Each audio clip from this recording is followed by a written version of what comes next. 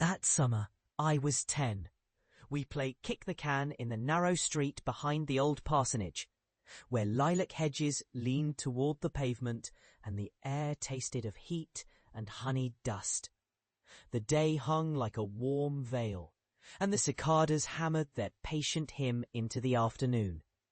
We chased the bright metal can between white picket fences and the spill of shadow from the elm trees, the world narrowing to the corners where a bottle cap shone, to the breath you could hear in your own throat when you ran too fast and forgot to slow down. The rules were simple and cruel in their simplicity. Kick the can, keep your head up, and don't be last. We knew every crack in the street and every footprint in the dust. We knew where the grass refused to grow and where a sprinkler sang in the hydrant spray. We counted to 50 or to 100 when a cousin shouted a number too loud and the game grew a little taller in the telling.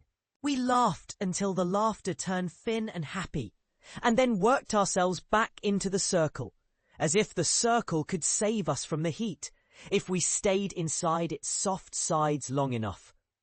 I found my favourite hiding place behind the lilac hedge that bordered Mrs. Krug's yard. Its leaves rustled a fragrance of blossoms and damp earth, a quiet sound like distant rain. I pressed my palms against the rough wood of the fence and pressed my back to a trunk, listening not to the shouts, but to the soft world around me, the tapping of a neighbour's woodpecker, the distant clatter of a fork against a metal plate at supper, the way the sun carved gold into the dust on the street. Time slowed when I was hidden. The world's loudness seemed to drift away and leave me with the careful hum of my own breath. And then I heard something that did not belong to the game, not at all.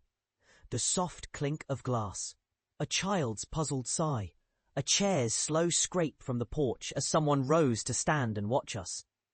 It was Aunt Mae, the oldest of my mother's sisters, who had an easy way of speaking that made the room feel like a warm corner of a kitchen, even on the hottest days. She didn't scold. She offered a glass of lemonade with a slice of lemon that remembered the scent of citrus groves in a silver pitcher. She never shouted. She was the kind of grown-up who made you trust that there would be room for you, even if you were already too loud or too tired or too slow. From behind the lilac hedge, I watched her sway there in the doorway, the sun catching the gold threads in her hair. She spoke softly to my grandmother and to the street, as if she could steady the world with a single sentence. The kids around me faded into a rumour of names, and the game dissolved back into itself. And for a patient moment I understood a truth I hadn't known I was listening for. You belong to a circle, not because you are always the loudest or the bravest, but because you are there, breathing with everyone else, in step or out of step, and the circle keeps turning to catch you when you stumble. The game resumed and then paused again, as if time itself paused to check if we would remember this, the way the air smelled after a summer rain bright, and somehow damp at the edge of things. When the can finally rolled into the ditch and the shout rose, I didn't rush to claim my place in the line of seekers or to sprint for the tag of victory. I waited. I listened to the laughter that followed the rolling tin, to the clatter of the ground, to the quiet of Aunt Mae's seat on the porch. The moment felt larger than a game. It felt like a ceremony of being small and alive at the same time. That night, after the game's last echo faded and the sun slid behind the roofs with a little sigh, we gathered on the porch with cold lemonade and slices of watermelon that bled pink juice onto our sleeves. The screen door sighed open and shut with the rhythm of a week's easy routine, and the adults spoke in lower voices, trading memories as if they were coins to pass along to the next generation. I remember the rhythm of the night, the soft squeak of the swing, the distant hum of a train, the chalky taste of lemon on my lips, the rough warmth of the brick under my hands as I leaned back to listen to the old stories that came with the summer. In the glow of the porch light, Aunt Mae leaned toward me and spoke as if we shared a secret that would outlast the season. "Game to end, dear," she said. "The taking part is what keeps you." Her voice wasn't loud, but it carried something wide and unwavering. A harbour for a restless child who feared that the day would end before it had given its truths. She did not lecture. She offered me a map of how to be in the world. To step forward when it's my turn. To step back when the moment calls for listening.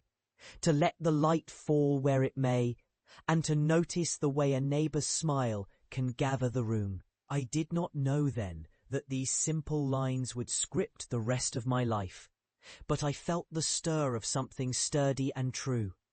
I learned in the slow glow of that evening that family is made not just of kin and blood, but of the quiet rituals that keep us close when the days grow crowded and loud. The lemonade, the porch light, the shared stories that held us together with a gentle glue. These things did not shout, but they held. They taught me to look for the small grace in ordinary things. A wind that lifts the heat from the day. A neighbour's nod that says you are not alone.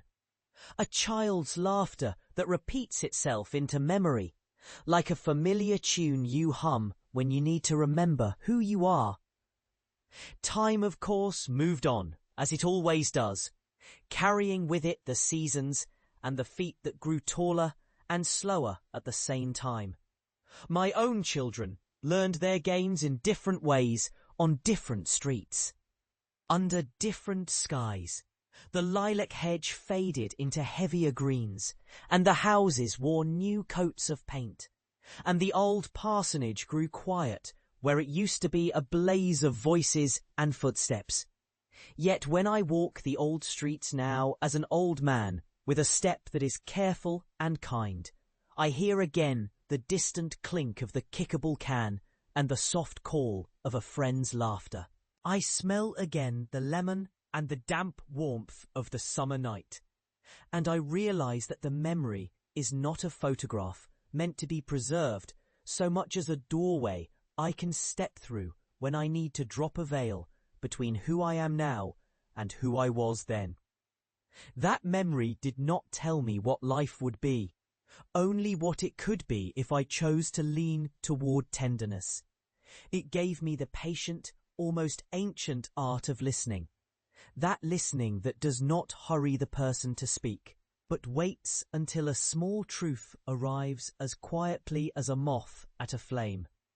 It taught me to be present to the moment and to the people who fill it, to value the turn of a day as much as the prize at the end of a game.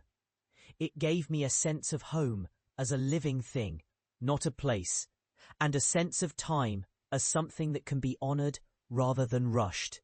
And now, when a grandson asks me to tell him a story, I tell him about that day, not to teach him to chase after the same happiness, but to show him how happiness arrives, in the shape of a breath shared, a shoulder offered, a saucer of lemonade cooling in the shade.